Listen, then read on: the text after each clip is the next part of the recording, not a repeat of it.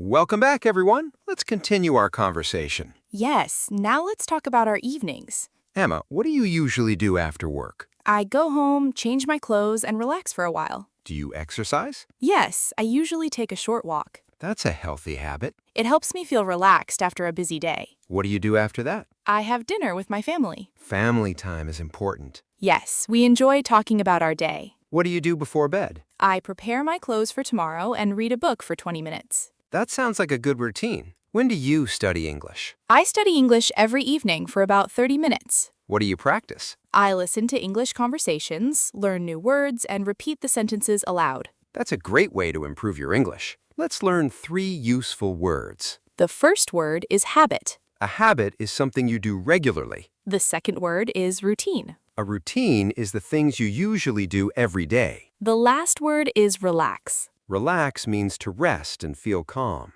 We use the present simple to talk about daily life. For example, I wake up at 6:30. She usually drinks tea. Remember to add S after he, she, and it. Now it's your turn. What is your favorite part of your daily routine? Tell us in the comments below. Emma, I really enjoyed today's conversation. Me too.